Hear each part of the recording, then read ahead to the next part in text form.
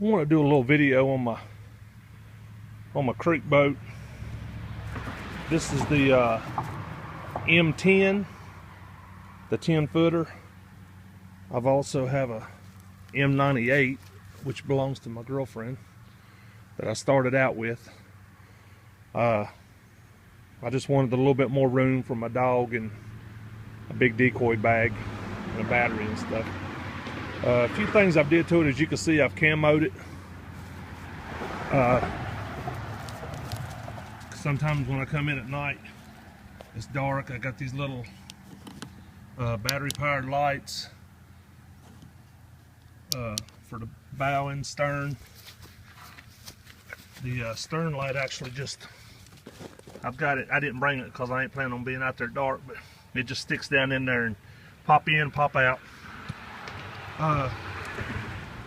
Creek boats sell a package deal with a trolling motor. Actually, it's a pretty big motor. I think it's the biggest 12 volt you can get, which is a 50 pound, I believe, foot controlled.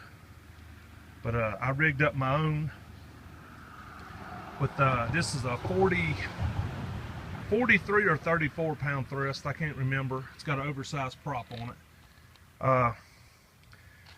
I got my controls tucked up underneath here.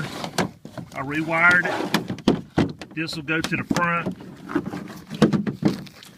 Got a regular old plug on it. And there's my speeds. Still 5 forward and 3 reverse. I keep that right beside my seat. Of course, I keep my paddle with me in case my battery goes dead. For steering, I'll make a part 2 video when I get out on the water and get all this stuff situated. But for steering, I cut this down because I wanted it compact and as light as possible, and I could carry this whole thing on my shoulder, which I didn't park very far today. Another thing, while I got it on my mind, all this trash, I mean, come on guys, if you carry it in, don't be too damn lazy to carry it out. That's just sad.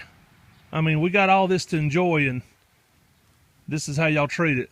It really bothers me. But anyway, back to the boat. I rigged up some small cable. And actually, if you get the steering, this boat actually comes with a center console, live well, storage tank. I didn't want any of that in it because of my dog and the decoy bag.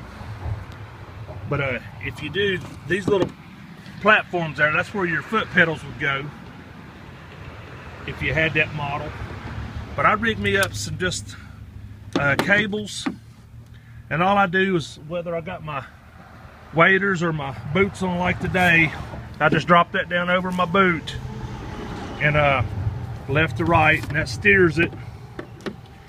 They're way up here in the front now, but when I let that motor down, they come back to about where they need to be. I've already got them pre-adjusted.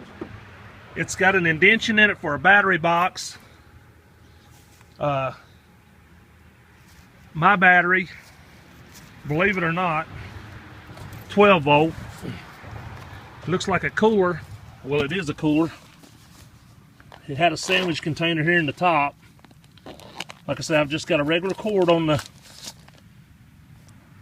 and there's the other end. I just plug it in. It's a good snug fit, keeps it off the ground, keeps it warm, because you know the cold duck hunting weather will really work on a battery. There she is.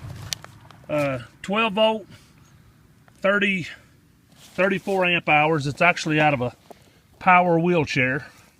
I bought 2 of them for $20 at a yard sale. And it's kind of cold today. Well, there's some ducks right there, Holly girl. There went some ducks.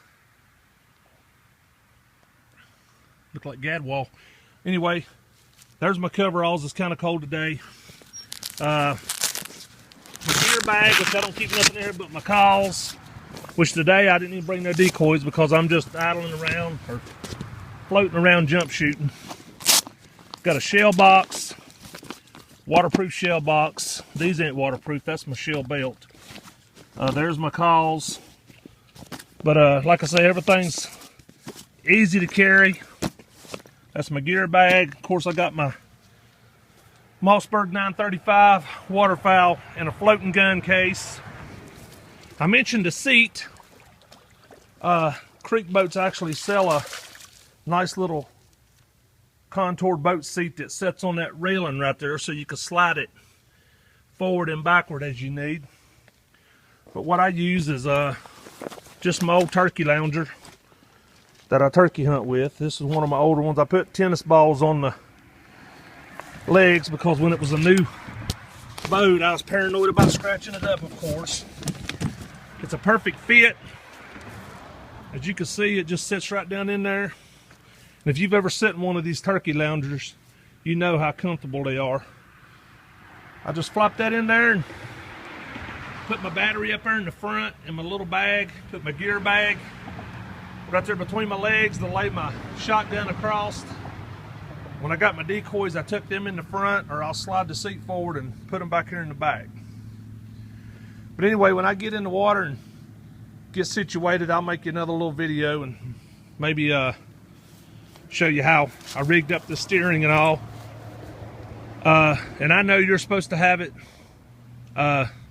numbers and registered, but I'll just say this is a trial run. We're on the backwaters, so we'll see what happens. Like I say, I camouflaged it with maybe some stencils, and then I pulled the decals off. Had shiny black decals that said Creek Boats, so I took them off and left the letters on there. But that right there was just a little old shell box, and I put one pop rivet, and when I'm fishing it'll hold my phone, my drink, and I cut some little notches on the side to hang my lures when I'm switching lures out. But it's a 350 pound weight capacity. I weigh like 237. The battery I know weighs 24 pounds.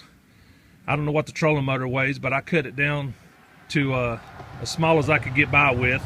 I know the chair weighs 6 pounds. You know, the paddle's aluminum, it's light, so, you know, but like I say, you toss it on your shoulder, and that's the reason there's not a cleat, an anchor cleat on that side. You can see where I had it, but it would dig, when I had it on my shoulder, it would dig in it just made it hard to carry with this one. So now when I carry it, that rides against my leg, and this is up on my shoulder. That's the way I carry it now. Or you can buy some wheels. I've got some wheels at the house I made, mounted to a milk crate. It sits right back there, and you can bungee cord it on and, you know, pull it to wherever you need it if you didn't want to scratch the bottom of it up. But anyway, I'm gonna get out on the water and see what happens.